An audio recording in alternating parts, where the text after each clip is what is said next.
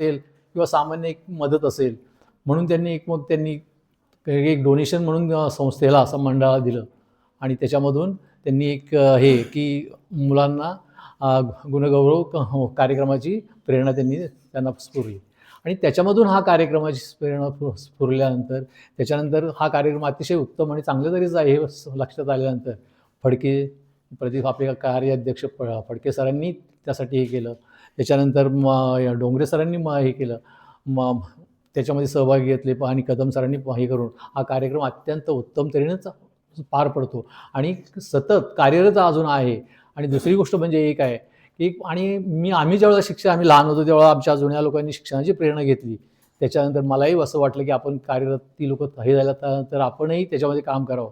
तर 1982 की खरोखर मला एक जाणवलं होतं की साधारणतः आमच्या वेळेला 1 किंवा 2 मुली अशा वर्गामध्ये असायच्या आणि 50-60 मुलं असायची आणि मुलींना शिक्षण मिळत नाही आणि ह्या भागामध्ये तर त्यावेळेला शिक्षणाची व्यवस्थाही नव्हती खरं म्हणजे. असं पाहिल्यानंतर मग मला असं वाटलं की अरे आपणही का काम करू नये. जुनी पिढी ज्यावेळेला हे होते निवृत्त होते त्यावेळेला ते काम आपण हातात घेतलं आणि खूप प्रामाणिकपणे आणि जोमाने हे काम करून 1997ला म्हणजे हे महाविद्यालयाची हे मिळाली. त्यावेळेला आर्थिक परिस्थिती खूप वीक होती म्हणजे ते होती. लोक पैसे देत होती, लोक खूप मदत करत होती, पण त्यांना एक गती आणि ज्या पद्धतीचं हे निधी पाहिजे असतो तो उपलब्ध होत नसा. म्हणून आम्ही मुंबईमध्ये अख्ख्या तालुक्यातल्या लोकांकडे जाऊन पैसे जमा करून म्हणजे कॉलेजसाठी हे केलं. काही वेळेला पैसा पुरत नसत तर आम्ही लोकांकडे जायचो आणि त्यांना सांगायचं पैसे नाही देता येत तर तुम्ही श्रमदान करा आणि या श्रमदानातून ही इमारत आणि संस्था उभी राहिली. आणि आज मी अगदी जवळ राहतो आणि मी कॉलेजच्या जवळच राहतो आणि मला तो जो वेळ आणि ते कार्य आणि तो संकल्प ज्या वेळेला पाहिला की मुली आज 50 ते 60% मुली ह्यांनी शिकतायत इथं आणि तेही पुन्हा गुणगौरव या सोहळ्यामध्ये त्यांचा सहभाग असतो म्हणजे त्यांचे किती चिकाटीनं आणि यांनी शिकलं. आणि स्त्रीला शिक्षण मिळाल्याशिवाय कुटुंबाची प्रगती खरी होत नाही. कारण पुरुष हा नेहमी व्यवसायासाठी बाहेर पडतो. स्त्री जर आज्ञा नसेल तर मुलांची प्रगती होत नाही, मुलांना मार्गदर्शन मिळत नाही.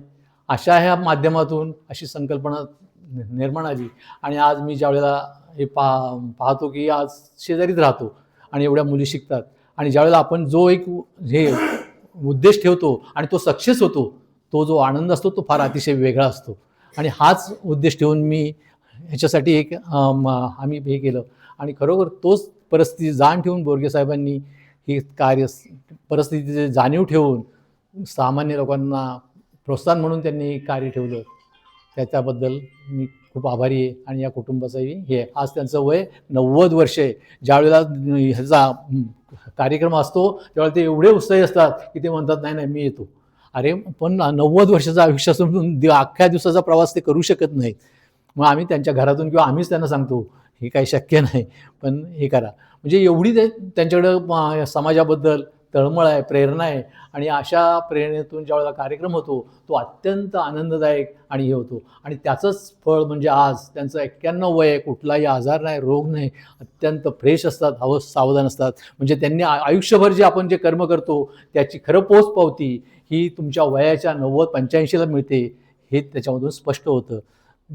एवढं बोलून मी इथेच थांबतो.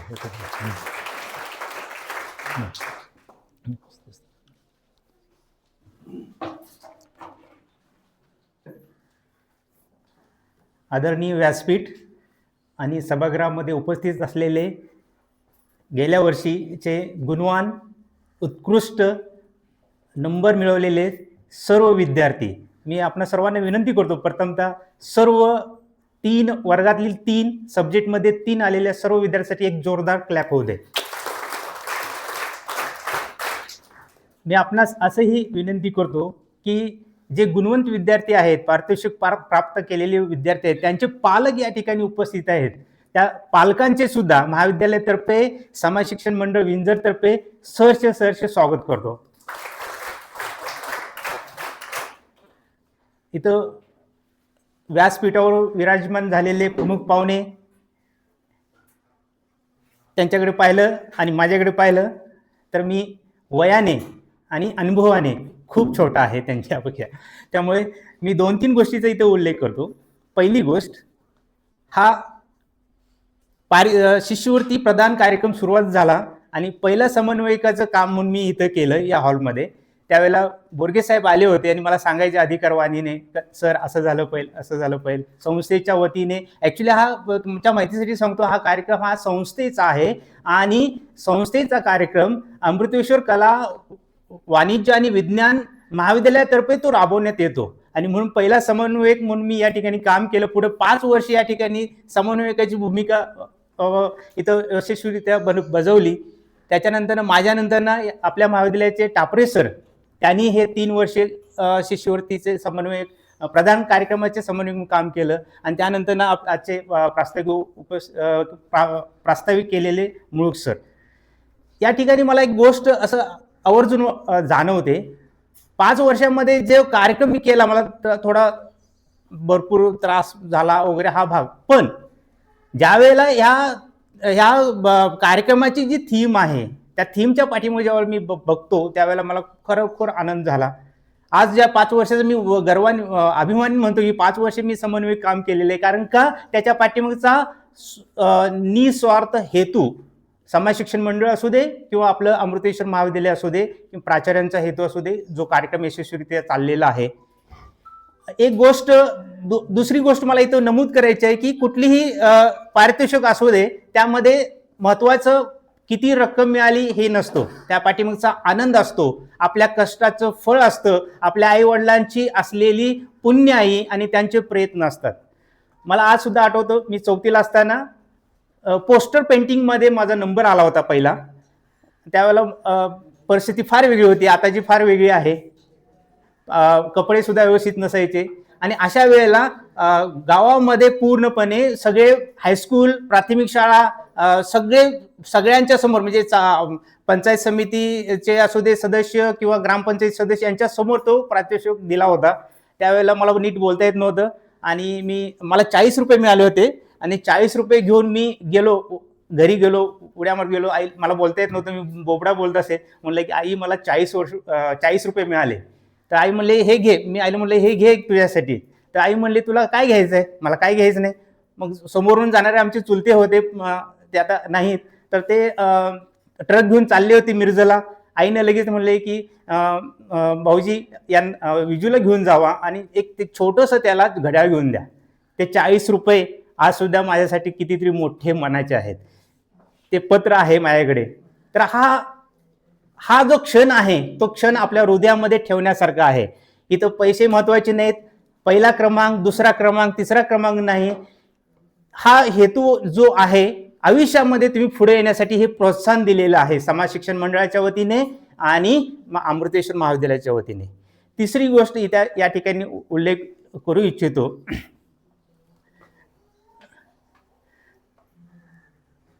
पहिली देणगीदार आपले बोरगे साहेब आहेत. त्यांचे प्रतिनिधी म्हणून इथे मानसपुत्र त्यांचे माननीय श्री हनुमंत बळवंतराव लिमन, माजी संचालक समाज शिक्षण मंडळाचे, इथं त्यांच्या वतीने इथे काम करतात. मी साहेब आपणाला विनंती करतो, ज्या वेळेला तुम्ही मुंबईला जाल तर बोरगे साहेबांना अवश्य सांगा, तुम्ही जे छोटंसं रोपटं लावलं होतं त्याच्या आज 4 ब्रँचेस झालेले आहेत. पुढे कदाचित त्याच्या आणि ब्रँचेस तयार होतील. तर बोरगे साहेबांचं मी इथं मनस्वी धन्यवाद देतो की या ठिकाणी मी काय फार मोठं काम करत नाही, पण एक छोटासा हातभार लावण्याचा प्रयत्न करतो. एक भाग. त्याच्यानंतर दुसरे, मी 2011ला आलो. या ठिकाणी समाज शिक्षण मंडळाचे सर्व पदाधिकारी बघितले. त्यामुळे आपले प्रदीप काका आहेत, साधूभाऊ लिमन आहेत कैलासवासी, त्याच्यानंतर पवार साहेब होते. तर यांच्याकडे मी नेहमी बघायचो किंवा आपले भुरुक साहेब आहेत त्यांच्याकडे नेहमी बघायचो आणि मला प्रश्न पडायचा की आपण कोणत्या महाविद्यालयामध्ये आहे. मी याच्या अगोदर 4 महाविद्यालयामध्ये काम केलं होतं. तिथली परिस्थिती, मॅनेजमेंटचा ग्रुप आणि हितला ग्रुप बघून मला आश्चर्य वाटायचं. आणि या पाठीमागचा जो प्रामाणिक हेतू आहे, अतिवृष्टी असलेला, मागास असलेला वेल्हा तालुक्यातील मुलं पुढे यावेत, मुली पुढे यावेत, यासाठी किती प्रामाणिक हेतू आहे. आणि आमची अमृतेश्वर महाविद्यालयाची सर्व टीम, त्यामध्ये सर्व प्राध्यापक असो, प्राध्यापक कर्मचारी असो, सर्वांनी मनापासून इथं काम करतात. आणि म्हणून प्रदीप काकांनी इथं दुसरा 2 नंबरला इथं आपल्याला शिष्यवृत्तीच्या माध्यमातून फडके परिवारातर्फे इथं आपल्याला रोख रक्कम आणि पारितोषिक दिले जातात. तिसरी जी व्यक्ती आहे देणगीदार म्हणून माझे वडील बंधू आणि मला आदर्श म्हणून मी त्यांच्याकडे पाहिलं आणि त्यांचाच किस्सा मी या ठिकाणी गिरवला, ते म्हणजे प्राध्यापक डॉक्टर महादेव डोंगरे सर. सरांनी सुद्धा या संकल्पनेची हेतू घेऊन तिसरे परिवार म्हणून या ठिकाणी केलेलं आहेत आणि त्याच्यानंतर मी इथं जॉईन झालो. मी इथं अपेक्षा व्यक्त करतो अतिशय नम्र पद्धतीने समाज शिक्षण मंडळाच्या वतीने, अमृतेश्वर महाविद्यालयाच्या वतीने आणि प्राचार्यांच्या वतीने वेल्हा तालुक्यातील कुठलीही व्यक्ती असू देत, मग या महाविद्यालयाच्या संबंधित असू द्या का असंबंधित असू देत, या संकल्पनेचा हेतू लक्षात घेऊन आपण पुढे यावेत आणि 4 ब्रँचेसचे 4 शाखा जे झालेले आहेत त्याचं वटवृक्ष आणि जरा मोठा व्हावा अशी विनंती करतो आणि माझे छोटंसं मनोगत संपवतो. धन्यवाद. धन्यवाद सर. प्रतिकूल परिस्थितीमध्ये कसं उभं राहायचं आणि यशापर्यंत पोहोचायचं याचं उत्तम उदाहरण म्हणजे आमचे मानवी विभागाचे काम करणारे डॉक्टर विजय कदम. त्यांना बघितल्यावर नेहमी मला एक हिंदी मैत्रीमध्ये कविता आहे कि मैं उस माटी का वृक्ष नहीं जिसको नदियों ने सींचा है, बंजर बस्ती में बढ़कर मैंने मृत्यू को जीवन खींचा है. अशा पद्धतीने सरांनी त्यांच्या बालपणापासून कष्ट करत सर आज इथपर्यंत पोहोचले, ही खरंच अभिमानाची बाब आहे. मी समाज शिक्षण मंडळाचे सचिव अशोक बुरुक सर यांना विनंती करतो की त्यांनी त्यांचे मनोगत व्यक्त करावे.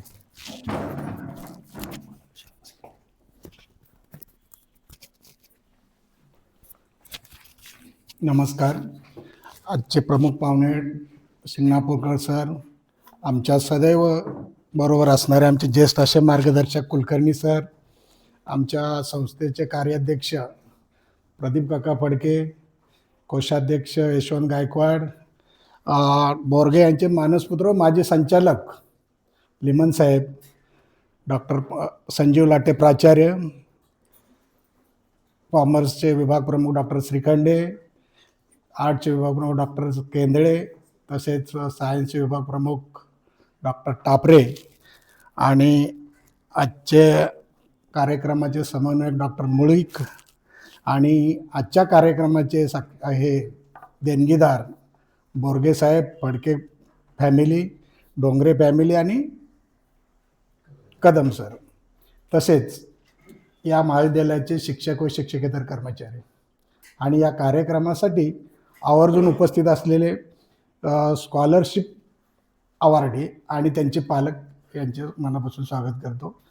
मी स्कॉलरशिपविषयी जास्त न बोलता महाविद्यालय काय करते आपल्यासाठी किंवा काय कोर्सेस चालू करते त्याच्या संबंधी थोडक्यात माहिती देतो. समाज शिक्षण मंडळ आणि अमृतेश्वर कॉलेज यांच्या आणि प्रथम एज्युकेशन फाउंडेशन यांच्या सहयोगाने ज्यांना की मॉर्गन स्टॅनली या UK बेस कंपनीकडून फंडिंग होतं, त्या कंपनीमध्ये आमच्या विभाग प्रमुख कॉमर्सचे विभाग प्रमुख लाटे सर यांच्या प्रयत्नाने, ज्याच्यासाठी खास प्रयत्न केलेले गावडे मॅडम आणि वांगवाड सर यांनी त्या कंपनीमध्ये 16 मुली व 1 मुलगा ट्रेनिंगसाठी पाठवला होता व त्यांनी विशेषतः लक्ष घालून त्या मुलांचे तिथं यशस्वीरित्या ट्रेनिंग केलं व त्यासाठी तसंच त्यांना प्रत्यक्ष जॉब पण मिळाला. ही मला एक अभिमानाचीच गोष्ट सांगूशी वाटते. तसेच आमच्याकडे प्राध्यापक कांबळे हे यांनी MS ट्रेनिंग सर्टिफिकेट कोर्स चालू केला होता. डॉक्टर कदम यांनी स्पर्धा परीक्षेसाठी सेंटर चालू केलं होतं. पण मुलांना मला अत्यंत दुःख वाटतं की आम्ही नॉमिनल फीमध्ये हे कोर्स चालू करतोय पण आपणाकडून योग्य असा प्रतिसाद मिळत नाही. तर माझी अशी विनंती आहे तुम्हाला, तुम्ही तर कोर्सला जॉईन व्हाच, पण तुमचे मित्र मैत्रिणी कोण असतील तर त्यांना तुम्ही त्याच्यात सहभागी करा. हे सांगण्याचा हेतू असाच की महाविद्यालयामध्ये जेव्हा येतो तेव्हा विद्यार्थी संख्या अगदी खूपच कमी वाटते, त्यामुळे असं थोडंसं विचित्र वाटतं. तर माझी तुम्हाला विनंती आहे की या कोर्सेसचा जर तुम्हाला बेनिफिट घ्यायचा असेल तर तुम्ही आपली उपस्थिती शाळेमध्ये निश्चितच वाढवली पाहिजे. म्हणजे तुम्हाला तुमच्यासाठी आमचे शिक्षक जे सदैव प्रयत्न करतात काय ते त्याची तुम्हाला माहिती निश्चितच होईल. अजून एक अभिमानाची गोष्ट सांगतो की आमच्याकडे 20 प्राध्यापक आहेत पण त्यातले 17 प्राध्यापक डॉक्टरेट आहेत. तर ते निश्चितच चांगलं ज्ञानार्जनाचं काम करत असतील याची मला अभिमानाने सांगावंसं वाटतं. आत्ता सुद्धा मला असं तुमची जरा क्षमा मागावीशी वाटते की या हॉलमध्ये बसलाय पण प्रत्येकाला असं थोडासा त्रास होतोय. तर हा त्रास काय कमी करण्यासाठी निश्चितच महाविद्यालयाची पुढची वाटचाल चालू असेल, पण त्यासाठी विद्यार्थी संख्या पण भरपूर पाहिजे. हा माझा पहिल्यापासूनचा हे आहे. तर सगळ्यांना विनंती करतो पुन्हा एकदा की तुमची उपस्थिती वाढवा. महाविद्यालयात ज्ञानार्जनाचं चांगलं काम होते तुम्ही तर ते तुम्ही घ्या. आणि एवढंच बोलून मी माझी छोटीशी भाषण संपवतो.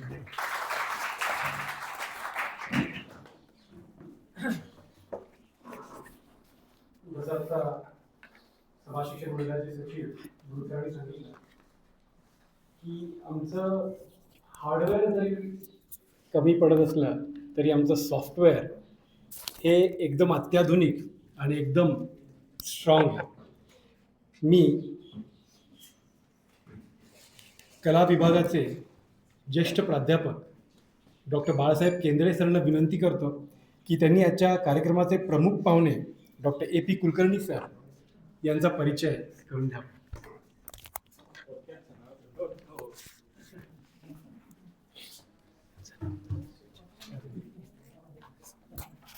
आजच्या ह्या फार सुंदर अशा कार्यक्रमाला, संपर्क कार्यक्रमाला, महाविद्यालयाचा एक महत्त्वाचा कार्यक्रम आहे. ह्या कार्यक्रमाला तितक्याच तोलामोलाचे आणि संस्थेचे मार्गदर्शक, संस्थेला अडचणीतून सोडवणारे AP Kulkarni sir, Anil Prabhakar Kulkarni sir, फार प्रदीर्घ सेवा आहे त्यांची. महाविद्यालयामध्ये प्राध्यापक राहिलेले, पुण्याच्या ज्याला हार्ट ऑफ द सिटी असं म्हणता येईल अशा महाविद्यालयामध्ये HV देसाईमध्ये त्यांनी प्रदीर्घ अशी सेवा दिली. तिथं ते प्राचार्य होते काही वर्ष, उपप्राचार्य म्हणून काम केलेले. महाविद्यालय कसं चालतं, कसं करावं याचा त्यांना फार चांगला अनुभव आहे. आणि मला सांगण्यास अतिशय आनंद होतो की आपलं महाविद्यालय फार अडचणीत होतं आणि त्यामुळं थोडी प्रगती आपली मागं राहिली. ज्या पद्धतीने इमारत त्याचं बांधकाम होणं गरजेचं होतं ते झालं नाही. त्याला कारण का आपण एक अनुदानाच्या प्रश्नावरती फार अडचणीत होतो. आणि तो अडचणीचा प्रश्न म्हणजे सर इतक्या तळमळीने आणि इतक्या उमेदीने, म्हणजे ज्या प्रदीप काका आणि AP कुलकर्णी सर यांनी तो प्रश्न इतक्या धसास लावून आणि इतकं त्याच्यामध्ये मन लावून त्याचा पाठपुरावा केला आणि तो प्रश्न सुटतोय आता. आणि पुढे त्यानंतर महाविद्यालयाची प्रगती अतिशय वेगाने होईल. आणि असे संस्थेचे हितचिंतक AP कुलकर्णी सर आज आपल्याला प्रमुख पाहुणे म्हणून लाभलेले आहेत. सरांचा व्यासंग मोठा आहे, अनेक पुस्तकं सरांनी लिहिलेले आहेत. आणि सर आत्ता उच्च शिक्षणाचं जे स्ट्रक्चर आहे, राज्याचं जी रचना आहे, त्या रचनेमध्ये अतिशय महत्त्वाचं योगदान देत आहेत. आणि सरांच्या मार्गदर्शनाने खरं तर उच्च शिक्षणाचं आपली राज्याची वाटचाल होते. तर सर अतिशय महत्त्वाच्या पदावरती आहेत. ते YCME म्हणजे यशवंतराव चव्हाण ओपन युनिव्हर्सिटीच्या व्यवस्थापन परिषदेचे वरिष्ठ परिषदेवरती आहेत. सर वेगवेगळ्या म्हणजे SNDT विद्यापीठामध्ये अकाउंट अँड फायनान्स कमिटीवरती आहेत. Sir commerce board of studies MIT मध्ये आहेत. आणि मुख्य म्हणजे ते संघटनाचं पण महत्त्वाचं काम करतात. अखिल भारतीय राष्ट्रीय शैक्षिक महासंघाचे ते अध्यक्ष आहेत. सर एक राजनीती अभ्यास मंडळाचे सुद्धा अध्यक्ष आहेत. आणि विद्यापीठ विकास मंचाचे ते राज्याचे प्रमुख आहेत. तर सरांचा उच्च शिक्षणातल्या जे काही महत्त्वाचे दिशा देणारे किंवा निर्णय करणारे जे लोक आहेत त्याच्यामध्ये सर एक महत्त्वाचे व्यक्तिमत्व आहे. आणि सर पुढं आपल्या महाविद्यालयाला योग्य मार्गदर्शन करत राहतीलच. आणि मुख्य म्हणजे त्यांनी जी अडचण सोडवलेली आहे त्याबद्दल सरांचं विशेष आभार मानतो. आणि सरांची मूर्ती जरी लहान असली तर सरांची कीर्ती महान आहे. आपण या ठिकाणी आम्हाला प्रमुख पाहुणे म्हणून लाभलात त्याबद्दल आणि आपण इथं आलात त्याबद्दल महाविद्यालयाच्या वतीनं, समाज शिक्षण मंडळ विंझरच्या वतीने आपले फार फार आभार. Thank you sir. धन्यवाद सर. मी आजच्या कार्यक्रमाचे प्रमुख पाहुणे डॉक्टर AP कुलकर्णी सर, अध्यक्ष अखिल भारतीय राष्ट्रीय शैक्षिक महासंघ यांना विनंती करतो की त्यांनी आमच्या सर्व उपस्थितांना मार्गदर्शन करा. आजच्या कार्यक्रमाचे प्रमुख पाहुणे माझे मित्र आणि पुणे विद्यापीठ व्यवस्थापन परिषदेचे राज्यपाल नियुक्त सदस्य श्री रवींद्र शिंगणापूरकर, महाविद्यालयाचे कार्याध्यक्ष माझे मित्र प्रदीप काका फडके, आपल्या समाज शिक्षण मंडळाचे पदाधिकारी बुरुक सर, गायकवाड सर, लिमण सर, महाविद्यालयाचे प्राचार्य डॉक्टर लाटे सर, सर्व देणगीदार, त्यांचे प्रतिनिधी, प्राध्यापक बंधू भगिनी, शिक्षकेतर कर्मचारी आणि उपस्थित गुणवंत आणि सर्व विद्यार्थी बंधू भगिनींना मी सुरुवातीलाच महाविद्यालयाचे मनापासून आभार मानतो की मला आपल्याबरोबर माझे विचार व्यक्त करण्याची सकाळची संधी दिली. पूर्वी या कार्यक्रमाच्या निमित्ताने मी या महाविद्यालयात बरेचदा आलेलो आहे. मी सर्वप्रथम गुणवंत विद्यार्थ्यांचं मनापासून अभिनंदन करतो आणि त्यांना त्यांच्या पुढच्या आयुष्यासाठी शुभेच्छा देतो. गुणवंत हा एक मोठा महत्त्वाचा शब्द आहे, लक्षात ठेवा. आणि आत्ता देणगीदारांचं विशेष कौतुक, कारण प्रोत्साहन देणं आवश्यक असतं. मनुष्य हा स्तुतिप्रिय प्राणी आहे.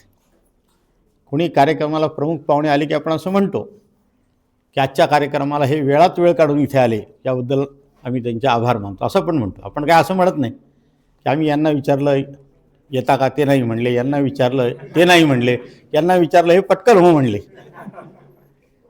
वेळेचं काय करायचं त्यांना पंचायत आहे म्हणून त्यांना बोला, असं काय आपण बोलत नाही. बोलण्याची पद्धत असते ही की माणसाला स्तुती आवडते आणि म्हणून गुणवंत विद्यार्थ्यांना सुद्धा कौतुक केलेलं आवडतं. कौतुक हा माणसाचा एक नैसर्गिक स्थायी भाव आहे. ते कौतुक केल्यामुळं विद्यार्थी अजून प्रेरित होतो, पुढे जातो. माणसाला अगदी मरेपर्यंत आपलं कौतुक व्हावं असं वाटत असतं आणि त्यामुळं या कौतुकाने आपल्याला अधिक प्रेरणा मिळते. ज्यांना ही संधी मिळाली नाही त्यांनाही प्रेरणा मिळते, पुढच्या वर्षी तेही गुणवंत होतात. एकदा एका गावामध्ये आग लागली होती. सगळे गावकरी गाव बघायला आले, आग कशी लागली बघायला. हळूहळू ती आग विझवली तरी ती एक बाई अशी हात दाखवली, ते बघा काय पेटलंय, ते बघा काय पेटलंय. लोक म्हणले पेटलेलं विझलं की आता काय बघायचंय, तरी ती असं दाखवत होती. ते म्हणले अरे बघ ना माझ्या हातात काय आहे. तिच्या हातात सोन्याची बांगडी होती आणि ते तिला कोणी म्हणतच नव्हतं की वा काय छान बांगडी आहे, म्हणून ती असं दाखवत होती. तेव्हा लोकांचं असं असतं, तुम्ही नट्टापट्टा करून लग्न कार्यात गेलात, नवीन साडी घातली आणि कोणी नाही म्हटलं तुम्हाला काय छान साडी आहे, असं जर म्हटलं नाही तर आपलं मन थोडं खट्टू होतं. आपण वा काय छान दिसते किंवा बरं वाटतं, लगेच चेहऱ्यावर हास्य येतं.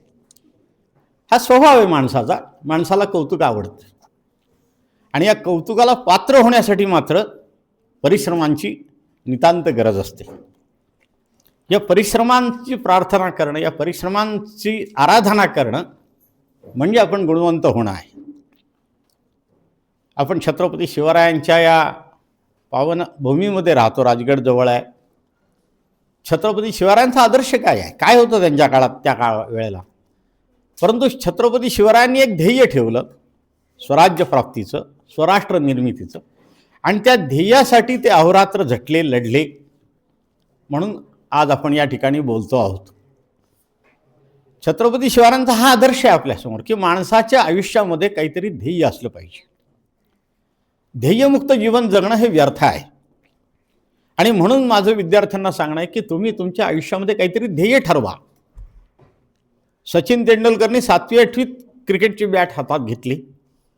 लता मंगेशकरनी ऐन बालपणामध्ये गायनाला सुरुवात केली. कोणी मल्ल आता हिंद केसरी होतो, महाराष्ट्र केसरी होतो, तो त्याच्या शालेय जीवनापासून कुस्तीचे धडे घेत असतो. म्हणजे शालेय जीवनापासून त्यांनी त्यांचं ध्येय ठरवलेलं असतं आणि ते ध्येयाकडे वाटचाल चालू असते. ध्येय मंदिरावरी दृष्टी अढळ राहू दे, चरण चालू दे सदा ध्येय मंदिराकडे. आपलं ध्येय मंदिर ठेवलं पाहिजे आणि त्या ध्येय मंदिराकडे आपली वाटचाल करता आली पाहिजे. महाविद्यालयीन जीवन हे अत्यंत आनंदी आणि अत्यंत व्यक्तिमत्व विकासाचं एक सुंदर असा कालखंड हा महाविद्यालयीन जीवनाचा आहे. कारण आपण 18 वर्षाची झालेली आहात, आपण या देशाचे नागरिक आहात, पण अजून आपल्यावर जबाबदारी नाही आहे. आपण शिकतात, आपले पालक आपल्यासाठी खर्च करतात, शासन खर्च करत आहे, समाज खर्च करतो आहे. याची जाणीव ठेवून आपण या 4 वर्षाच्या कालखंडामध्ये, कॉलेज जीवनामध्ये 11वी पासून धरलं तर 5 वर्षामध्ये, पोस्ट ग्रॅज्युएशन झालं तर अजून 2 वर्ष, आपलं व्यक्तिमत्व विकास करण्याचा प्रयत्न केला पाहिजे. बरुख सरांनी जी व्यथा व्यक्त केली ती आमच्या सगळ्यांची व्यथा आहे की विद्यार्थी वर्गात येत नाहीत. आर्ट्स सायन्स कॉमर्स कॉलेजमध्ये हल्ली हे जाणवत आहे की विद्यार्थी कमी होत चाललेले आहेत, अटेंडन्स कमी होत चाललं आहे आणि मुलींची संख्या मात्र वाढती आहे. SNDT विद्यापीठाला 3 वर्षापूर्वी 55,000 विद्यार्थिनी शिकत होत्या. 3 वर्षानंतर आज यावर्षी SNDT विद्यापीठाची विद्यार्थिनींची संख्या 1,10,000 झालेली आहे. 55,000वरून 1,10,000, दुप्पट विद्यार्थिनी संख्या झालेली आहे. मुलींना शिक्षणाची ओढ निर्माण झाली आहे. मुली कॉलेजेसमध्ये जात आहेत, अटेंडन्स आहे. कॉलेजमध्येही मला असं वाटतं की मुलींचा अटेंडन्स तर जास्त असणार आहे. मुलं असतात, प्राईजमध्ये मुलं कमी असतात. तर मुलांनाही दोष देण्याचा अर्थ नाही, बरीच कामं असतात. गावच्या कट्ट्यावर बसायचं असतं, मोदींचं काय चुकलंय, फडणवीसचं काय चुकलंय, पवारांची तब्येत काय म्हणतीये, आणि क्रिकेटला ते कसं काय तो शर्मा पहिल्या ह्याच्यात फेल गेला सगळ्या ह्याच्यात. आता या गप्पा कोण मारणार? आणि याच्यातनं आणि कोणी पुढारी गावात आला की झंझावात कर त्याच्या मागे हिंडायचं असतं, उदो उदो करायचं असतो. आणि या सगळ्या धावपळीतनं वेळ मिळाला तर मग त्याला अभ्यास करायचा असतो. त्यामुळं जरा त्याला कामं भरीत असतात. मुलींचं तसं नाही, त्या भरपूर अभ्यास करतात, कॉन्सन्ट्रेट करतात. आपण सगळ्या आजूबाजूच्या परिसरातनं इथे शिकायला येतात. संस्थेने आपली येण्याची सोय पण केलेली आहे आणि त्या मुलींच्या शिक्षणाचा रेट वाढलेला आहे. त्यामुळे आता आपल्याला गुणात्मक शिक्षणाकडे जायचं. जे राष्ट्रीय शैक्षणिक धोरण आलेलं आहे ना, NEP 2020, आपण त्याच्याबद्दल ऐकलं असेल. या NEP 2020चा सगळ्यात मोठा आधार जर कोण असेल तर तो विद्यार्थी आहे. हे विद्यार्थी केंद्रित शिक्षण धोरण आहे. विद्यार्थ्याला सर्वगुण संपन्न करण्यासाठी काय काय करायला पाहिजे याची चर्चा या शिक्षण धोरणामध्ये केलेली आहे. आणि त्यामुळे आपण ध्येय नक्की करा, परिश्रम करा. आणि जाता आता एवढंच सांगेन की आपण एखादं कौशल्य आता शिकलं पाहिजे. राष्ट्रीय शैक्षणिक धोरणामध्ये कौशल्यवर्धित शिक्षणाला जोर दिलेला आहे. 6वीपासूनच स्किल एज्युकेशनला आता प्रावधान केलेलं आहे की आपण डिग्री होल्डर झालो म्हणजे आपण उपयोगी आहोत असं नाही. तर आपल्याकडे डिग्री आहे परंतु आपल्याकडे काहीतरी स्किल पाहिजे.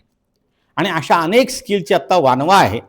असे चांगले कुशल कामगार देशामध्ये मिळत नाहीत. एका बाजूने आपण म्हणतो बेकारी आहे, पण दुसऱ्या बाजूने कुशल कामगारांची टंचाई पण आहे. चांगले हिशोब तपासणीस मिळत नाहीत. चांगले खेळाडू, चांगले हिशोब तपासणीस, चांगले शिक्षक, या सगळ्यांची गरज आहे देशाला. त्यामुळे यातलं एखादं ध्येय आपण ठरवा की मला काय व्हायचं आहे. नॉट नेसेसरी की अगदीच मेरिटमध्ये आलं पाहिजे आणि पुढे जायला पाहिजे. ते जे जातील ते जातील. पण त्यात समजा तुम्हाला काही रस्ता नाही मिळाला तर तुम्ही क्रीडेमध्ये, कलेमध्ये, समाजकार्यामध्ये सहभागी होऊ शकता. आणि कॉलेजमध्ये ही सगळी संधी तुम्हाला उपलब्ध असते. आपण जर कॉलेजमध्ये आलो तर आपल्याला हे कळेल की NSS आहे, NCC आहे, स्पोर्ट्स आहेत, कल्चरल ॲक्टिव्हिटीज आहेत.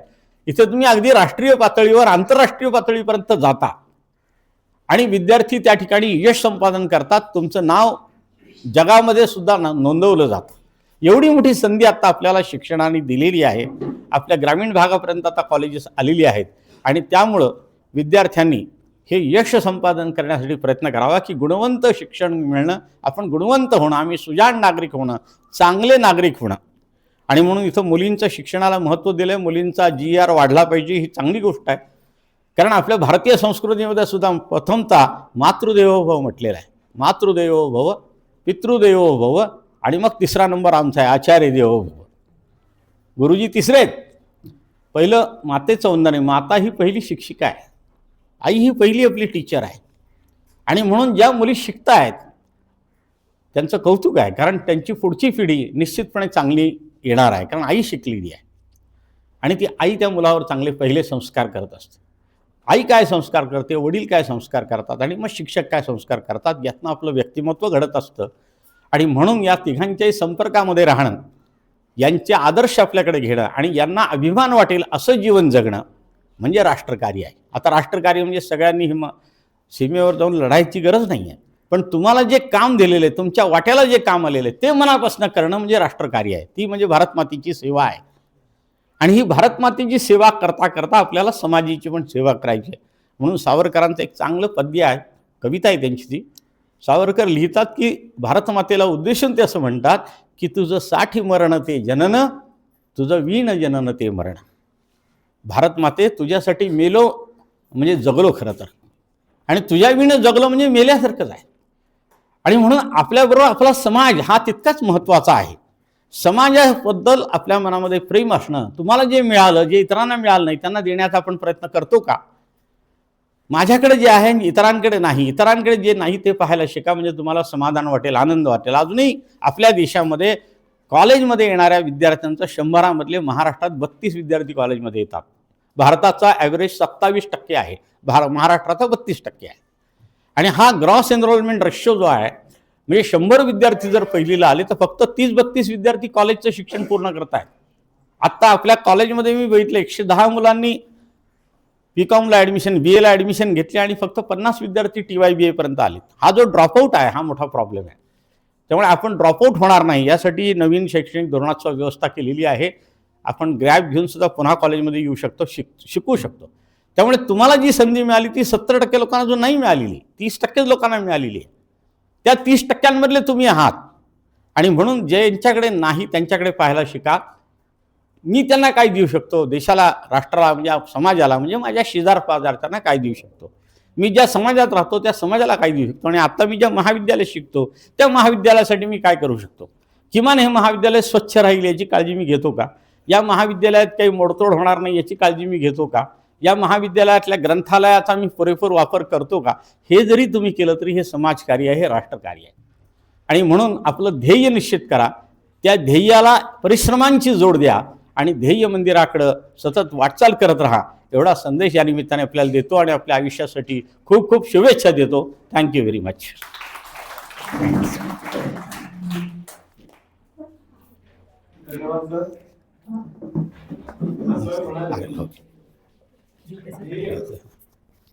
कष्ट केले की कुठली गोष्ट साध्य होते. आपण लहानपणापासून शिकलो की प्रयत्न वाळूचे रगडता तेलही गळे. शिकलो आपण, पण आपल्याला ती आठवण करून द्यावी लागते. कारण तुमच्या माझ्यामध्ये, आपल्या सर्वांमध्ये आपली परिस्थिती ही बजरंग बलीसारखी आहे. अफाट शक्ती बजरंग बलीमध्ये, देवाचा अवतार, शंकराचा अवतार आपण म्हणतो, शंकर सुवर्ण केसरी नंदन तेज प्रताप महाजगबंधन. हे सगळं असताना सुद्धा बजरंग बलीला आठवण करून द्यायची की बाबा तुझी ताकद काय, तुझी शक्ती काय. तशी तुमची पण परिस्थिती आहे. तुम्हाला प्रचंड बुद्धिमत्ता, प्रचंड शक्ती तुमच्यामध्ये आहे, पण फक्त ते तुम्हाला आठवण करून द्यावी लागते. ही आठवण करून द्यावी लागते. एक कविता आपण लहानपणापासून शिकलो, त्याचे शेवटचं कडवं मी म्हणेन की एके दिनी कर परंतु पिलास त्या कळाले, भय वेडे पार त्याचे वाऱ्या सभे पळाले. पाण्यात पाहताना चोरून या क्षणैक, त्याचे तर त्याला कळाले तो राजहंस एक. तो राजहंस सगळ्यांमध्ये असतं, फक्त तो शोधायचा कसा ही प्रत्येकाची एक पद्धत असते. मी महाविद्यालयाचे ज्येष्ठ प्राध्यापक डॉक्टर महादेव डोंगरे सर यांना विनंती करतो की त्यांनी देणगीदारांचे मनोगत व्यक्त करावे आणि आजच्या कार्यक्रमाचे प्रमुख पाहुणे माननीय रवींद्र शिंगणापूरकर सर, राज्यपाल नियुक्त सदस्य, व्यवस्थापन परिषद, सावित्रीबाई फुले पुणे विद्यापीठ पुणे यांची ओळख करून द्या.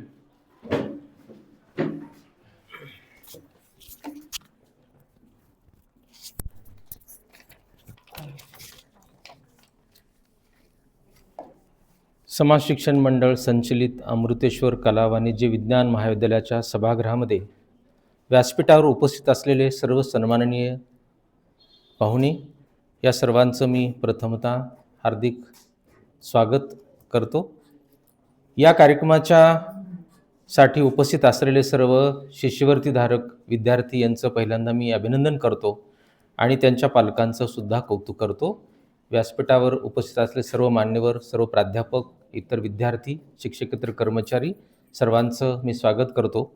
आणि आज व्यासपीठावर उपस्थित असलेले आजच्या कार्यक्रमाचे प्रमुख पाहुणे, आतापर्यंत सरांची ओळख फक्त सावित्रीबाई फुले पुणे विद्यापीठाचे व्यवस्थापन परिषदेचे सदस्य एवढीच माहिती आपल्यापर्यंत पोचली. सरांचा परिचय करून देणं हे अतिशय महत्त्वाचं वाटतं. कोल्हापूरच्या भूमीमध्ये सरांचा जन्म आणि डिप्लोमा इन मेकॅनिकल इंजिनिअरिंग आणि मेकॅनिकल सायन्समध्ये डिग्री हे शिक्षण घेऊन आपल्याला सर्वांना ज्ञात असलेली बजाज ऑटो नावाची कंपनी आणि त्या कंपनीमध्ये ऑटो रिक्षा जी आहे, बजाज ऑटो रिक्षा, त्या कंपनीचे असेंब्लिंग युनिट आणि त्या युनिटचे R&Dचे ते मुख्य व्यवस्थापक. 32 वर्ष सरांनी त्या कंपनीमध्ये नोकरी केली. त्यानंतर ते उद्योजक झाले. सर 1986 ते 96 दरम्यान अखिल भारतीय विद्यार्थी परिषदेचे कोल्हापूर जिल्हा प्रमुख म्हणून सरांनी विद्यार्थी दशेमध्ये सक्रिय भूमिका बजावली. त्यानंतर पुणे महानगरचे ते कोषाध्यक्ष आणि नंतर जनरल सेक्रेटरी म्हणून सरांनी या विद्यार्थी दशेमध्ये अतिशय मोलाचं काम केलं. डिपिक्स या स्पर्धा प्रदर्शनाच्या आयोजनामध्ये 1987 पासून सरांचा मोठा सहभाग आहे.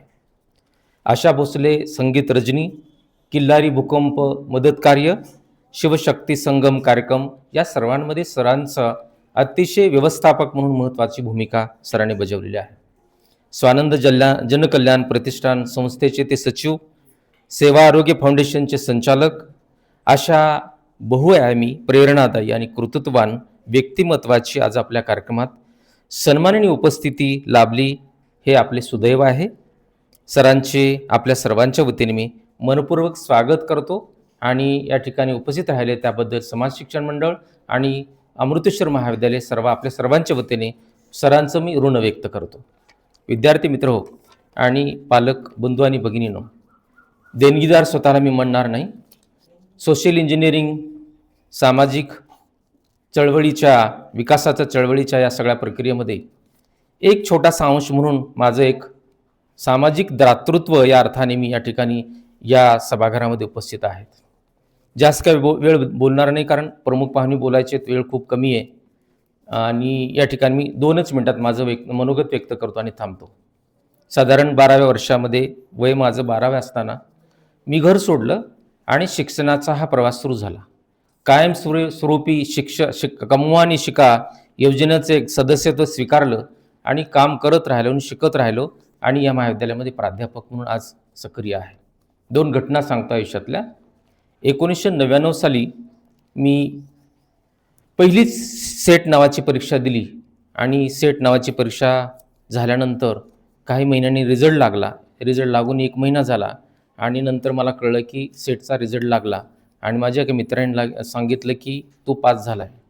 मी कसबा गणपतीजवळच्या महात्मा फुले मंडळाच्या वसतिगृहात राहत होतो आणि जेव्हा मला कळलं की मी सेट नावाची परीक्षा पास झालो आहे, मला सुचतच नव्हतं की मी काय करायचं. कारण प्रश्न असा होता, मी सांगायचं कोणाला. कारण माझ्या घरातली जी लोकं होती ना ती सगळी निरक्षर होतं. सेट नावाची एक्झाम काही माहीत नाही. हा प्रसंग.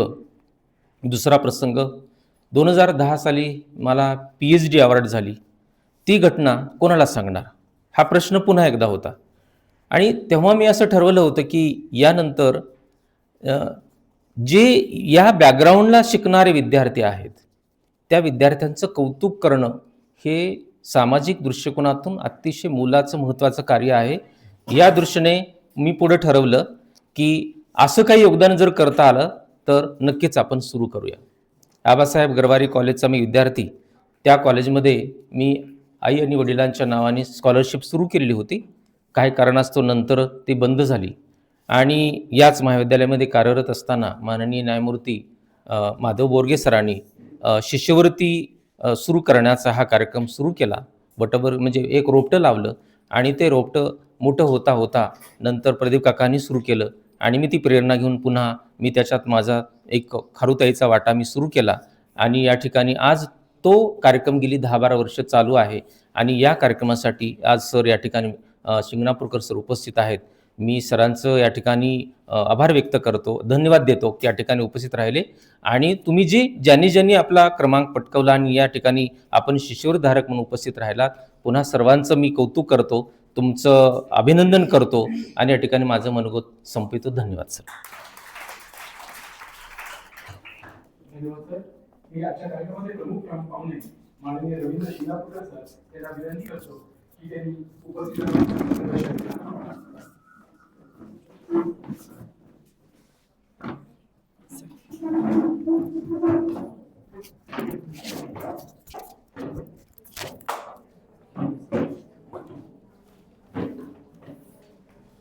नमस्कार.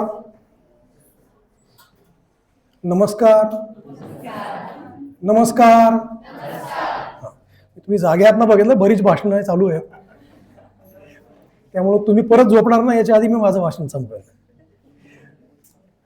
समाज शिक्षण मंडळ विंझर संचलित अमृतेश्वर कला वाणिज्य आणि विज्ञान महाविद्यालयाच्या पारितोषिक वितरण समारंभासाठी मला निमंत्रित केलं, त्याबद्दल संस्थेचे, फडके साहेबांचे आणि सर्व अधिकाऱ्यांचे मनापासून आभार व्यक्त करतो. व्यासपीठाबरोबर उपस्थित अध्यक्ष श्री प्रदीपजी फडके, सचिव श्री अशोकजी भुरुक, कोषाध्यक्ष श्री यशवंतजी गायकवाड, माझे मार्गदर्शक असणारे आणि आजचे प्रमुख पाहुणे डॉक्टर अनिल कुलकर्णी सर, प्राचार्य डॉक्टर संजीव लाटे. अतिशय चांगली परंपरा या महाविद्यालयाची आहे शिष्यवृत्ती देण्याची. अशा 4 परिवारांचे प्रतिनिधी इथं उपलब्ध आहेत. बोरगे परिवाराच्या वतीनं श्री हनुमंत निमण, कदम परिवाराचे श्री विजय कदम, स्वतः श्री महादेव डोंगरे, आजच्या याचं सूत्रसंचालन करणारे श्री मुळीक, अन्य शिक्षक, शिक्षकेतर कर्मचारी, पालक आणि विद्यार्थी बंधू भगिनींनो. हा कार्यक्रम सगळ्या यशस्वी विद्यार्थ्यांचं कौतुक करण्याचा आहे. त्यामुळे जे यशस्वी झालेत त्यांचं कौतुक, अभिनंदन.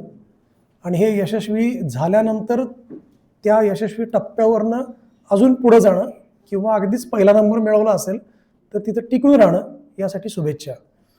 आणि स्वाभाविकपणे ज्यांना याच्यामध्ये यश मिळालं नाही, यश याचा अर्थ नंबर, क्रमांक मिळाला नाही, त्यांना सुद्धा शुभेच्छा. याचं कारण क्रमांक हा आज मिळालेला नाही, उद्या मिळू शकतोच. जसं यांचा क्रमांक टिकवणं हे आव्हान आहे, तसं तुम्हाला मिळवणं हे आव्हान आहे. आणि त्यामुळे ही स्पर्धा कायम राहील, त्याच्यासाठी शुभेच्छा. या निमित्तानं माझ्या मनात काही जे विचार आले ते मी आपल्यासमोर व्यक्त करेन, ज्याचा खरं तर संदर्भ हा एकूण राष्ट्राचा विचार आणि याचा करण्याची खूप मोठी गरज पूर्वीपासून आहे, पण ती आता जरा जास्तच जाणवती आहे आजूबाजूची जगातली परिस्थिती पाहता. त्यामुळं आपण ते केलं पाहिजे. सगळ्यात महत्त्वाचं माझी निरीक्षण आहे, जे मी त्यावेळी सांगितलं, की आपण सगळ्यांनी दीप प्रज्वलन केलं. दीप प्रज्वलन करण्यासाठी आपण सगळ्यांनी मेणबत्तीचा वापर केला. मेणबत्तीचा वापर करत असताना मेणबत्ती आपण लावली, आता ती मेणबत्ती कुठे आपल्याला माहीत नाही, दीप मात्र चालू आहेत. तर माझी विनंती अशी आहे की घरामध्ये आपल्याकडं पणत्या असतात, पणती आणून ठेवा, त्यात तेल ठेवा. त्या पणतीचा दुहेरी फायदा आहे. मातीची पणती खूप चांगली चालते, जी दिवाळीत आपण सगळीकडे लावतो. तर त्यांनी दुसरा दीप प्रज्वलित करणं सोपं असतं. मेणबत्तीचा एक तोटा असतो की ते मेणबत्ती तुम्ही लावून ठेवल्यामुळं बाकी वाती प्रज्वलित करेपर्यंत त्याचं मेण लावणाऱ्याच्या हातावर पडत असतं. हा एक भाग. आणि दुसरा भाग, ती मेणबत्ती त्यामुळे आपण चालू ठेवत नाही, कारण जिथं ठेवतो तिथं ती पसारा तयार करते. त्यामुळे आपल्याकडनं दीप प्रज्वलन करायचं आहे. त्यामुळे दीप ज्यांनी प्रज्वलित केला त्याला विझवायचं नाही आहे. त्यामुळे हे सगळं आपण डोक्यात ठेवून काम केलं पाहिजे. आणि हे सगळं सांगण्याचं कारण असं आहे की ही जी आपली संस्कृती आहे, ही आपण सगळेजण त्याचे पाईक आहोत. ही आपल्याला पुढे घेऊन जायची आहे. आणि ही फक्त आपल्याला इथं घेऊन, म्हणजे पुणे जिल्ह्यातनं पुणे शहरात किंवा मुंबई शहरात किंवा दिल्लीत असं नाही, तर जगभर घेऊन जायची. याचं कारण अख्खं जग हे भारताच्या सगळ्या या संस्कृतीकडं, इथल्या सहज असणाऱ्या शिक्षणाकडं आस ठेवून बसलेलं आहे. आपण सगळेजण आत्ता ज्याच्यामुळं त्रस्त आहोत की काय पेट्रोल डिझेल कमी पडतंय, गॅसची समस्या वाढली, त्याचं निव्वळ कारण हा अहंकार आहे. आपल्या सगळ्या संस्कृतीमध्ये आपण खूप रिच होतो, आपण खूप श्रीमंत होतो, हे सगळं सांगितलं जातंय, पण आपण ते विसरलोय. सरांनी आत्ता एक उदाहरण छान दिलं, ते होतं हनुमंताचं, की माझ्याकडची शक्तीच मला माहीत नाही. तसं आपल्या सगळ्यांना दुर्दैवानं गेल्या 150-200 वर्षामध्ये आपण काय आहोत हे विसरायला लावलंय. आम्ही सुद्धा जे काही शिकलोय, आमची पिढी, आता तुम्ही पुढची पिढी आहे, पण आम्हाला सगळ्यांना जे आम्ही शिकलोय त्यातनं आम्हाला अभिमान वाटेल भारताबद्दल, असं अजिबात आमच्या समोर येणार नाही याची काळजी घेतली गेलेली आहे. त्यामुळे इथलं शिक्षण वाईट आहे, इथल्या व्यवस्था वाईट आहेत, इथली लोक वाईट आहेत असं सातत्याने सांगितलं गेलं. पण प्रत्यक्ष आमचा अनुभव वेगळा आहे. माझ्या मित्रांचा, माझ्या शेजाऱ्यांचा, माझ्या गावातल्यांचा हे चांगला असल्याचा अनुभव आहेच ना. सगळीकडं एखाद दुसरा वाईट माणूस असतोच, पण तोच त्या गावाची ओळख नसतो ना. चांगली माणसं हीच गावाची ओळख आहे. या महाविद्यालयाची ओळख, एका गावातलं छोटंसं महाविद्यालय असलं तरी 4-4 देणगीदार याच महाविद्यालयामध्ये जे विद्यार्थ्यांना प्रोत्साहन देत आहेत, ही केवढी मोठी गोष्ट आहे. हे सहज शक्य नाही सगळीकडं. त्यामुळं अशा प्रकारच्या चांगल्या गोष्टी, आणि हे आम्ही विसरू नये याची काळजी आम्हाला घ्यायला लागेल. म्हणजे काय करायचं आहे तर सरांनी आता राष्ट्रीय शैक्षणिक धोरण सांगितलं. त्याचा एक मुद्दा आहे की आपण सगळ्यांनी आपल्या स्वतःच्या क्षमता विकसित करून आपल्या देशाची उन्नती, स्वतःची उन्नती, कुटुंबाची उन्नती, गावाची उन्नती सगळं करूया.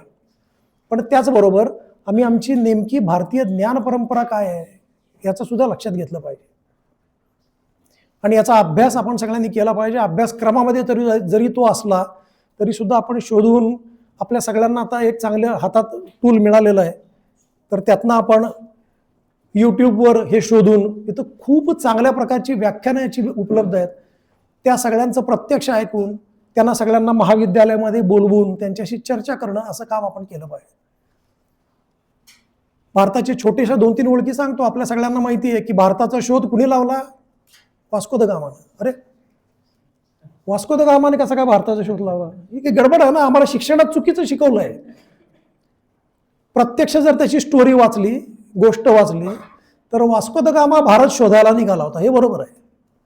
पण तो शोधत गेला कुठं हे पण आम्हाला त्या गोष्टीत सांगतात. तो गेला केप ऑफ गुड होप, जे कुठं आहे दक्षिण आफ्रिकेच्या खाली कोपऱ्यात, जे बंदर आहे तिथं पोहोचला. पण त्याला भारत सापडला नव्हता. त्याला लक्षात आला भारत नाही. मग त्याला दाखवला कोणी भारत? कोणाला माहिती आहे कुणी दाखवलं त्याला Bharat Cape of Good Hope मधनं? गुजराती व्यापाऱ्यांनी. करेक्ट. याचा अर्थ भारतीय व्यापारी गुजराती, ज्याचं नाव आज आम्हाला माहीत नाही, तो व्यापारी त्याचं जहाज घेऊन त्याचा व्यापार करण्यासाठी तिथे गेला होता. त्यांनी त्याला सांगितलं, अच्छा तुला भारत पाहिजे ना, ये माझ्या मागं. आणि तो त्याला घेऊन आला. त्याच्या जहाजाच्या मागं याचं जहाज होतं. म्हणजे आमच्या गुजरात व्यापाराचं जहाज इतकं मोठं होतं की ज्याच्यामध्ये व्यापारासाठी साहित्य घेऊन जाता येत होतं. तो जगभर प्रवास करत होता. हे आम्हाला सांगतच नाहीत, आम्ही विसरून जातो. आमच्याकडची नौका इतक्या अद्ययावत होत्या की त्या जगभर वापरल्या जात होत्या. आमच्याकडची शस्त्र, आज आपण सगळेजण भांडण चालतं, आम्हाला नेहमीच भ्रष्टाचाराच्या नावाने सगळ्या गोष्टी कळतात. म्हणजे राफेल आम्हाला कळतं ते भ्रष्टाचाराच्या नावाने कळतं. पण राफेलचा उपयोग काय? तर ते आम्ही बाहेरनं आत्ता घेतोय. आम्ही कोलगेट पॉमेलो वापरतो, बरोबर आहे. कोलगेट टूथपेस्ट सकाळी उठलं की आमचं चालू होतो दिवस. भारतात टूथपेस्ट देतात, प्रत्यक्ष अमेरिकेत शस्त्र विकतात. ही शस्त्र आज आम्हाला त्यांची माहिती आहेत, कारण त्यांना व्यापार करायचा म्हणून. पण एक जमाना असा होता की भारतातली शस्त्र, एक चांगली गोष्ट बॉलिवूडमध्ये आजकाल चालू आहे की काही चांगले पिक्चर आपल्याला दिसत आहेत. त्यामुळे बाहुबलीमध्ये एक छोटा प्रसंग आहे असा की शस्त्र विकत घेत असलेला आपण बघितला, बरोबर. किंवा आत्ता काही चित्रपटांमध्ये आपण बघतो की ही शस्त्र जेव्हा भारताची होती तेव्हा त्या राज्यावर आक्रमण करण्याची भीती वाटत होती. बरं, या सगळ्या पार्श्वभूमीवर भारत कधीच कुणावर आक्रमण करत नव्हता. शस्त्रास्त्र आमच्याकडे चांगली होती म्हणून आमच्यावर कुणी आक्रमणच करत नव्हतं, आणि आम्ही मात्र विकत होतो. आज आम्ही परत त्या स्थितीला पोहोचतोय ऑपरेशन सिंदूर नंतर. आमच्यावर आक्रमण करण्याची, आमच्या घरातच दहशतवादी स्फोट घडवण्याची खूप अहमाविका गेले कित्येक वर्ष मागं चालू होती. आत्ता लोक घाबरतात ते करण्याची. त्याचं कारण काय? तर आम्ही आमची क्षमता वाढवली आणि दाखवून दिलं नुसतीच अहिंसा उपयोगाची नाही, सशक्त आणि सज्जन माणसाची अहिंसा ज्याला महत्व आहे. लेचा पेचा मी कोणाला मारू शकत नाही. तो म्हणतो नाही नाही मी अहिंसा आहे, मी तुला नाही मारत, त्याला काहीच अर्थ नाही. पण ज्याच्याकडे ताकद आहे, जो तुम्हाला एका फटक्यामध्ये पाडू शकतो, त्या माणसांनी अहिंसा पाळली तर त्याला महत्व आहे. आणि त्यामुळं आपण सगळेजण यासाठी, आपलं राष्ट्र बलवान करण्यासाठी आमच्याकडे कोणी डोळे उगारून वर बघितलं नाही पाहिजे, यासाठी काम केलं पाहिजे. त्यामुळं पूर्वीपासून आजपर्यंत आम्ही कधीही आक्रमण करत नाही, पण कुणीतरी आगाऊपणा केला तर सोडत पण नाही. हे आपलं कायम लक्षात ठेवलं पाहिजे. हे तुम्हाला सगळ्यांना लक्षात ठेवायचं आहे. आपणच या प्रकारच्या विकसित भारताचे पुढचे मोहरे आहात, नेते आहात. हा विचार आमच्या सातत्याने आमच्यामध्ये असला पाहिजे. आणि हा फक्त कृतीत असण्यासाठी अजून काही उदाहरणं सांगतो मी. सिंदूर जसं सांगितलं तसं काही जण याच्यामध्ये क्रीडा विषयातले पण बक्षिसं असतील ना. त्यामुळे खेळाडू म्हणून मी माझं जे काम करतोय त्याच्यामध्ये काय असलं पाहिजे माझा राष्ट्राचा विचार, हे करणारं पण एक उदाहरण आपल्या समोर आहे. आपण सगळ्यांनी बघितलं असेल, सगळेजण आपण कदाचित त्या कळत्या वयात होतो. 2016च्या ऑलिम्पिकमध्ये नीरज चोप्राला भालाफेक याचं बक्षीस मिळालं. भालाफेक बक्षीस मिळाल्यानंतर काय ठीक आहे, आम्हाला पहिलं सुवर्णपदक मिळालं, आम्ही सगळे खुश झालो. पण ते सुवर्णपदक मिळाल्यानंतर सुद्धा त्या खेळाडूमध्ये राष्ट्राचा विचार होता हे त्यांनी त्याच्या साध्या कृतीतून दाखवलं. त्यांनी काही विशेष केलं नाही, पण त्याचा मेंदू किती तल्लख होता आणि तो राष्ट्रीय विचार किती करत होता याचं ते उदाहरण होतं. कुणाला माहिती आहे मी काय सांगणार आहे स्टोरी? जसं हिनं उदाहरण सांगितलं गुजराती, मी नीरज चोप्राचा काय विषय तुम्हाला सांगणार आहे, त्याच्यात राष्ट्राचा विचार होता. नीरज चोप्राला सुवर्णपदक मिळाल्यानंतर त्याच्या हातामध्ये भारताचा राष्ट्रध्वज आणून दिला. त्याच्याबरोबर ब्राझीलच्या दोघांना दुसरा आणि तिसरा नंबर मिळाला. हे तिघही त्या मैदानाला तिथं फेरी मारून आले राष्ट्रध्वज घेऊन. हा राष्ट्रध्वज आपला मानाचा बिंदू आहे. आणि या फेरी मारल्यानंतर जेव्हा ते परत जागेवर आले तेव्हा कॅमेरा सातत्याने त्यांच्या मागं मागं मागं फिरत होता आणि त्या कॅमेरानं 2 खेळाडूंची कृती टिपली, जी मी पण पाहिली, ती कदाचित तुम्ही पण पाहिली असेल, लक्षात आली नसेल, एवढं आठवण करून देतो. त्यांनी ब्राझीलचा जो खेळाडू होता ज्याला दुसरा रौप्य पदक मिळालं होतं, त्यांनी त्याचा ध्वज काढला आणि खुर्चीवर टाकून दिला. आणि नीरज चोप्रानी काय केलं, त्याचा ध्वज काढला, त्याची नीट घडी घातली आणि ती बॅगेत ठेवली. कृती अतिशय साधी आहे, पण या कृतीतनं 2 गोष्टी दिसल्या की माझ्या राष्ट्रध्वजाची किंमत मला काय आहे हे त्यांनी त्याच्या कृतीनं दाखवलं. त्याचा खेळ, त्याच्यातलं कौशल्य हे सगळं वेगळं आहे, पण जेव्हा तिथं राष्ट्रगीत वाजतं, राष्ट्रध्वज माझ्या पाठीवर येतो, तेव्हा सुद्धा मला याचं महत्त्व असलं पाहिजे. खरं तर नीरज चोप्रा खूप वर्षानंतर पहिलं सुवर्णपदक मिळवणारा होता, त्यामुळे डोक्यात हवा जाणं सहज शक्य होतं, पण त्या सगळ्या परिस्थितीत सुद्धा त्यांनी हे केलं नाही. याचं कारण त्याचा मूळ जो पिंड आहे किंवा आतली त्याची जी तयारी आहे ही तितकी चांगली होती. या प्रकारे आम्हाला काम करायला लागेल. माझी छोटी कृती सुद्धा माझ्या राष्ट्राविषयी माझा अपमान दाखवणारी किंवा मी अपमान करणारी असणार नाही याची काळजी घ्यायला लागेल. अजून एक गोष्टीचा उल्लेख आत्ता झाला भाषणात, जे मी तुम्हाला सांगतो. मला वाटते कदम सरांनी त्याचा उल्लेख केला की त्यांनी असं सांगितलं की मी 4थीला असताना मला बक्षीस मिळालं आणि मला 40 रुपये मिळाले आणि मी त्यातनं घड्याळ आणून दिलं वगैरे वगैरे.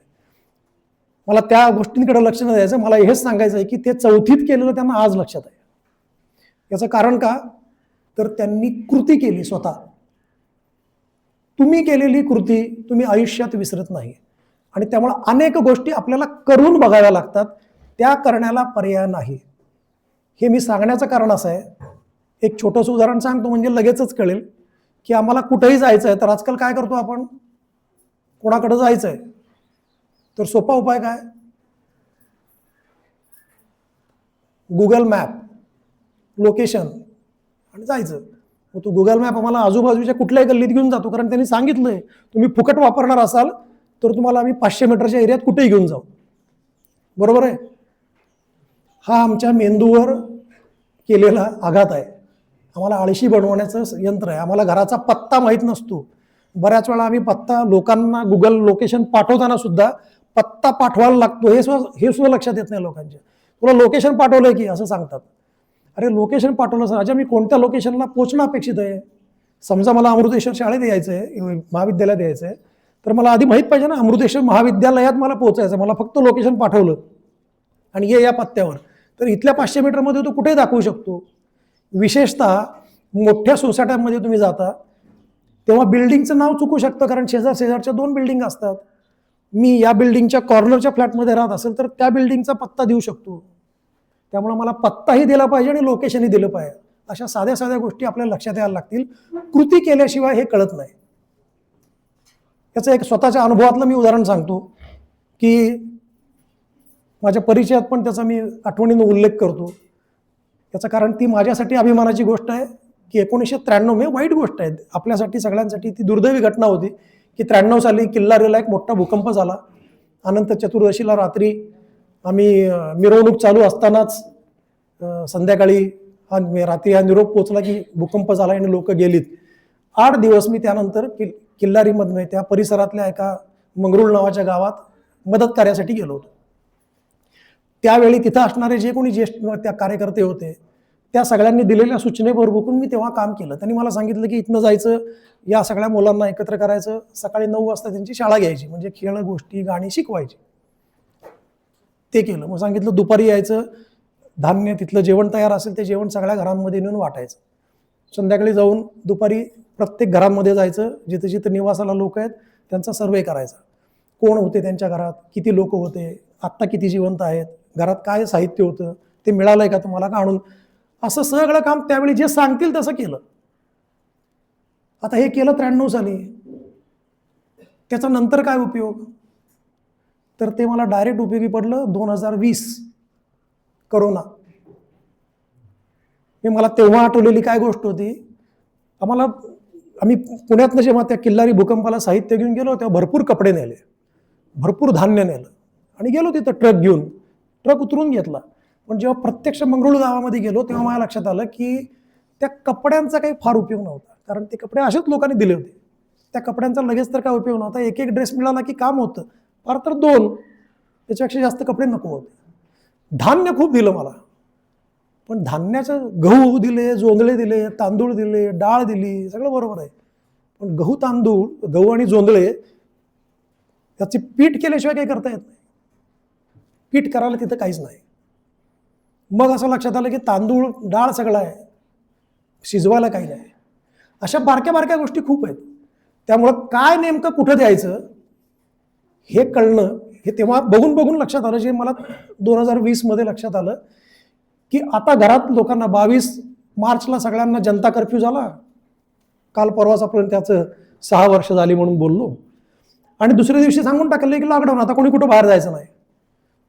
त्यावेळी घरामध्ये काय असेल लोकांच्या, आणि मग काय मदत द्यावी लागेल याचा विचार त्यातनं सुरू झाला. त्यामुळे 4थ्या दिवशी जर मला घरात द्यायचं असेल तर मला पीठ द्यायला लागेल. मला सेंट्रली पिठाची गिरणी शोधली, त्याला सांगितलं की तुला आम्ही पीठ देऊ, धान्य देऊ, तू पीठ करून दे. डाळ तांदूळ घरात असू शकतं, याचं कारण घरामध्ये गॅस आहे, त्यांना शिजवू शकतात. अशा ज्या गोष्टी आहेत, म्हणजे या पूर्वी केलेल्या गोष्टी, त्याचा रेफरन्स लागून आत्ता काम होतं. याचा अर्थ आम्हाला कृती केली पाहिजे. हे सगळं सांगण्याचं कारण असं आहे की तुम्ही जगभर या करोनानी एक गोष्ट, हा प्रयोग होता, आणि मी खोटं सांगत असं वाटत असेल तर तुम्ही तुमच्या हातात असलेल्या यंत्रावर चेक करा की सर्व जगाला आळशी बनवण्याचा, रादर जगावर कंट्रोल ठेवण्याचा हा एक प्रयोग होता. की मी जर लोकांना घरात डांबून ठेवलं आणि सेंट्रली एक सूचना दिली तर लोक कसे वागतील याची टेस्ट होती. जे मोबाईलवर बातम्या बघत असत किंवा टी व्हीवर बातम्या बघत असेल ते घाबरत होते की मी घरातनं बाहेर पडलो तर मला रस्त्यात करोना पकडणार आणि मी मारणार, अशी सगळ्यांना भीती होती. त्याच वेळी माझ्यासारखे जे बाहेर फिरत होते, अर्थातच त्यावेळी दिलेले प्रोटोकॉल पाळून, मास्क लावायचा आहे, डिस्टन्स पाळायचं आहे, हे सगळं करून जे फिरत होते त्या सगळ्यांनी, या सगळ्यामध्ये मदतीसाठी मी जे एरियाज क्वारंटाईन केलेले होते त्या एरियामध्ये जाऊन धान्य देत होतो.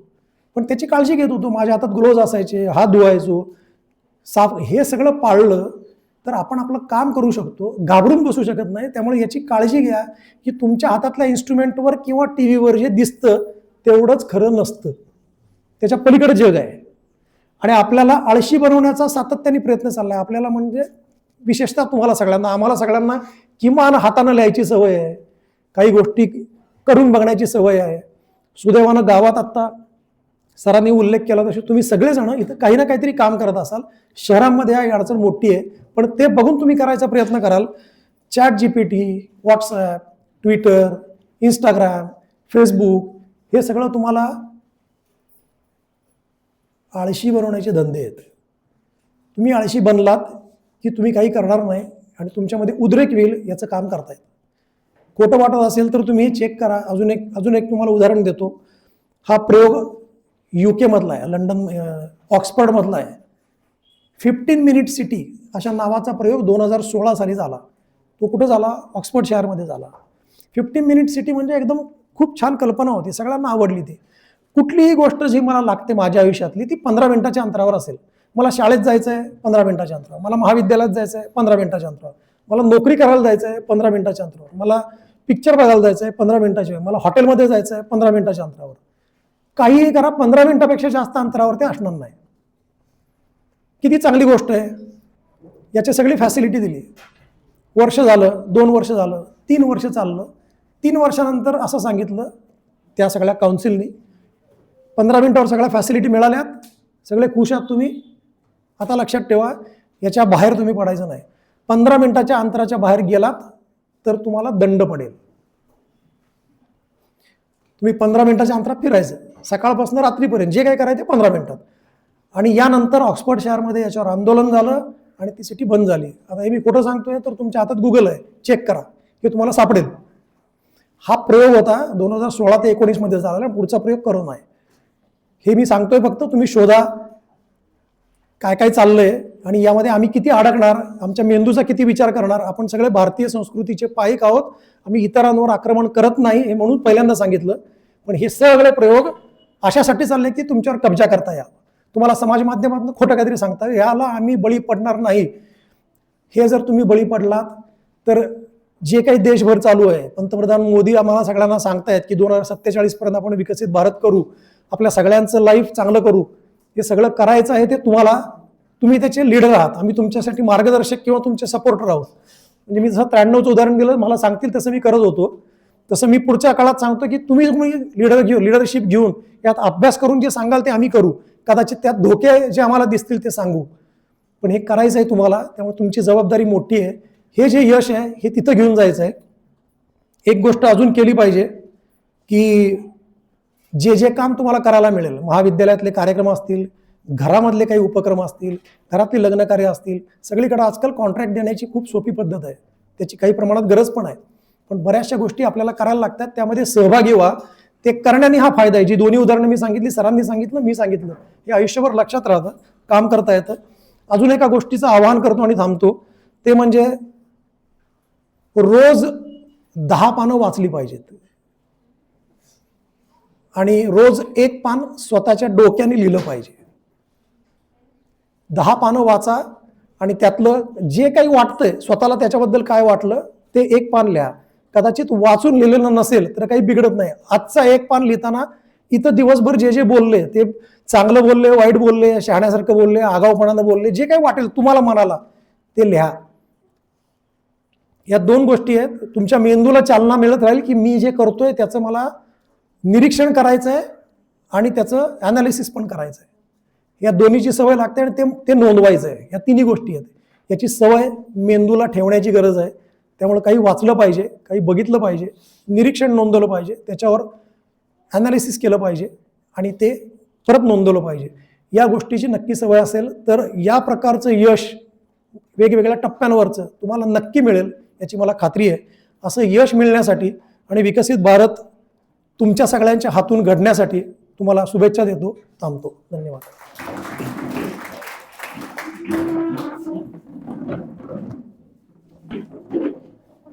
धन्यवाद सर. सरांनी एक गोष्ट खूप छान सांगितली. सरांचं पूर्ण भाषणच एकदम ऐकण्यासारखं होतं. पण सर असे म्हटले की आपण अशा देशात राहतो जो स्वतःहून कुणावर आक्रमण करत नाही. भगवान श्रीकृष्णाने आमच्यावरती संस्कार केले की शांती ही आवश्यकता आहे. शांती दूत म्हणून प्रत्येक ठिकाणी जायचं, पण ऐकलं नाही तर महाभारत करण्याचे संस्कारही आमच्यावर आहेत. महाभारत करून सगळ्या पापींचा नाश करणं हेही संस्कार आमच्यावर आहेत. या देशात आपण जन्म घेतला ही आमच्यासाठी गर्वाची आणि अभिमानाची बाब आहे. मी कार्यक्रमाला पुढे नेताना समाज शिक्षण मंडळाचे कार्याध्यक्ष माननीय प्रदीप फडके सर यांना विनंती करतो की त्यांनी उपस्थितांना मार्गदर्शन करावे.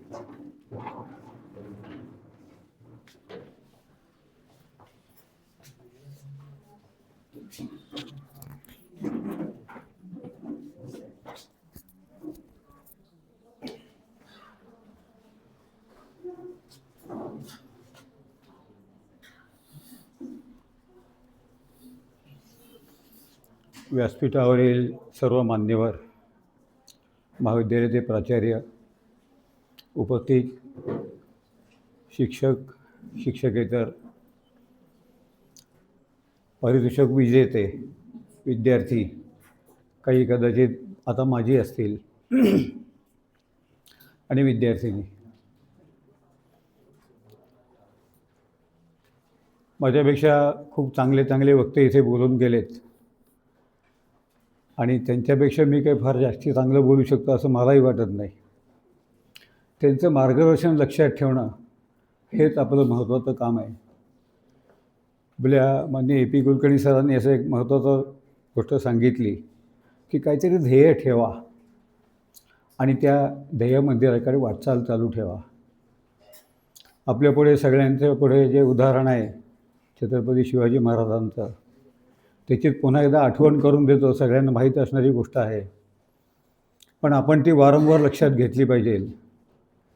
आपल्याला सगळ्यांना माहिती आहे, त्यांनी रायरेश्वरला 16व्या वर्षी शपथ घेतली आणि जीवनाचं ध्येय ठरवून टाकलं. काय ध्येय ठरवलं? की या भूमीमध्ये स्वराज्य व्हावं. पण त्यांनी सांगताना काय सांगितलं? की हिंदवी स्वराज्य व्हावं ही स्त्रींची इच्छा आहे आणि ती इच्छा पूर्ण करण्याचं एक साधन म्हणून मी आहे, असं त्यांनी वारंवार ते बोललेले आहेत. पण त्यांना कळलं की आपलं जीवन ध्येय काय आहे. आपण 16व्या वर्षी काय करत होतो हे जरा आठवा. आणि मग ते जे काही व्यक्तिमत्व आहे त्यांना कधी कळलं की आपलं ध्येय काय आहे. आणि प्रत्यक्ष त्यांनी काही सहकारी बरोबर घेऊन थोडेसे स्वयंगड्यांबरोबर एक प्रतिज्ञा केली आणि पुढे आयुष्यभर ती निभावली. आणि ती निभावल्यानंतर अवघे 36 वर्षाच्या आयुष्यामध्ये, कारण 16व्या वर्षी त्यांनी प्रतिज्ञा घेतली, 50व्या वर्षी महाराजांचा मृत्यू झाला. राहिलेल्या 34 वर्षामध्ये त्यांनी स्वराज्य निर्माण करून दाखवलं, राज्याभिषेक करून दाखवला आणि एक हिंदू या देशामध्ये छत्रपती होऊ शकतो हे सिद्ध केलं. आणि पुढच्या अनेक पिढ्यांना प्रेरणा देणारं काम करून ते गेले. आणि जे मराठी साम्राज्य भारतभर पुढच्या काळामध्ये पसरलं, पुढचे 125 वर्षे मराठी साम्राज्याची आहेत. माझी आपल्या सगळ्यांना हीच विनंती राहील की आपण आपलं जीवन ध्येय ठरवावं आणि त्या ध्येयानुसार आपली आपण वाटचाल करावी. ते ध्येय उच्च असावं, उदात्त असावं, एवढंच मी सांगतो. आणि त्याकरता आपलं आयुष्य देण्याची आपली तयारी असावी, एवढं बोलून मी सांगतो.